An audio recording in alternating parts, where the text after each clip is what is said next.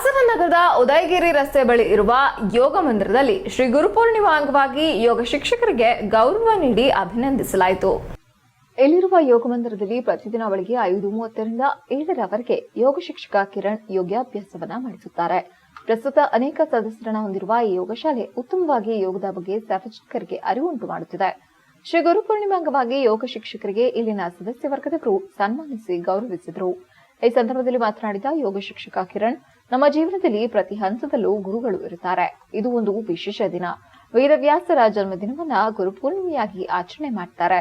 ಅವರು ನಮಗೆ ವೇದ ಉಪನಿಷತ್ಗಳನ್ನ ನೀಡಿದ್ದಾರೆ. ಇಂದು ಎಲ್ಲ ಸದಸ್ಯರು ಸೇರಿ ಗೌರವಿಸಿದ್ದಾರೆ. ಇದಕ್ಕೆ ಸಂತಸವಾಗಿದೆ ಎಂದರು. HCN news Haasan.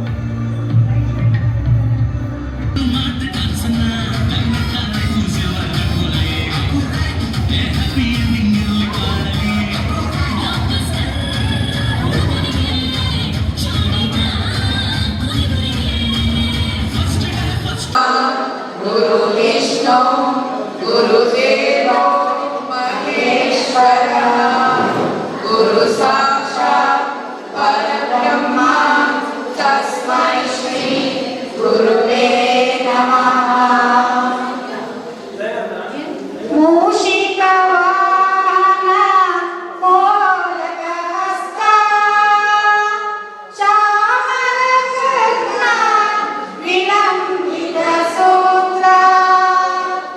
ಇವತ್ತು ಆಷಾಢ ಮಾಸದ ಗುರುಪೂರ್ಣಿಮೆ.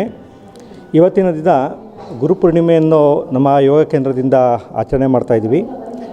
ಆ ಗುರುಪೂರ್ಣಿಮೆಯ ವಿಶೇಷ ಏನಂದರೆ, ಗುರು ಮತ್ತು ಶಿಕ್ಷಕರು ನಾವು ಜೀವನದಲ್ಲಿ ಹುಟ್ಟಿದಾನಿಂದ ಸಾವಿನವರೆಗೂ ಪ್ರತಿ ಹಂತದಲ್ಲೂ ಗುರುವನ್ನು ನೋಡ್ತಾ ಇರ್ತೀವಿ. ಆ ಗುರುವಿಗೆ ಗೌರವ ಮತ್ತು ಧನ್ಯವಾದವನ್ನು ಅರ್ಪಿಸೋಸ್ಕರ ಈ ಗುರುಪೂರ್ಣಿಮೆಯನ್ನು ಆಚರಣೆ ಮಾಡ್ತೀವಿ. ಇದು ಇವತ್ತಿನ ದಿನ ವಿಶೇಷವಾದ ದಿನ. ಯಾಕೆ ಅಂದರೆ ವೇದವ್ಯಾಸ ಅವರು ಹುಟ್ಟಿದ ಜನ್ಮದಿನವನ್ನು ನಾವು ಗುರುಪೂರ್ಣಿಮೆ ಅಂತ ಮಾಡ್ತೀವಿ. ಆ ಜನ್ಮದಿನಕ್ಕೋಸ್ಕರ ನಾವು ಅವರು ನಮ್ಮ ಜೀವನಕ್ಕೋಸ್ಕರ ವೇದ ಉಪನಿಷತ್ತನ್ನು ಕೊಟ್ಟಿದ್ದಾರೆ. ಅದಕ್ಕೋಸ್ಕರ ನಮ್ಮ ಗುರು ಹಿರಿಯರಿಗೆ ಆಶೀರ್ವಾದ ಪಡ್ಕೊಳ್ಳೋಕ್ಕೋಸ್ಕರ ಈ ಗುರುಪೂರ್ಣಿಮೆಯನ್ನು ಆಚರಿಸ್ತಾರೆ. ಇಲ್ಲಿ ನಮ್ಮ ಯೋಗ ಕೇಂದ್ರದವರು ಭಾಳ ಸಂತೋಷದಿಂದ ನಮಗೆ ಆನರ್ ಮಾಡಿದ್ದಾರೆ. ಗುರುಪೂರ್ಣಿಮೆಯನ್ನು ಒಳ್ಳೆಯ ಸಂತೋಷದಿಂದ ಮಾಡ್ತಾಯಿದ್ದಾರೆ. ಅವರಿಗೆ ನಾವು ಕೃತಜ್ಞತೆಯನ್ನು ಅರ್ಪಿಸ್ತೀವಿ.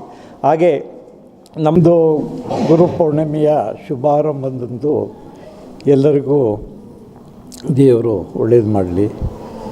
ಎಲ್ಲರೂ ಆರೋಗ್ಯಕ್ಕೋಸ್ಕರ ಬೆಳಗ್ಗೆ ಸಾಯಂಕಾಲ ಅವರು ಬಂದು ಇಲ್ಲಿ ಯೋಗಾಚರಣೆಯನ್ನು ಮಾಡಿ ಆರೋಗ್ಯವನ್ನು ಉಳಿಸ್ಕೊತಾ ಇದ್ದಾರೆ.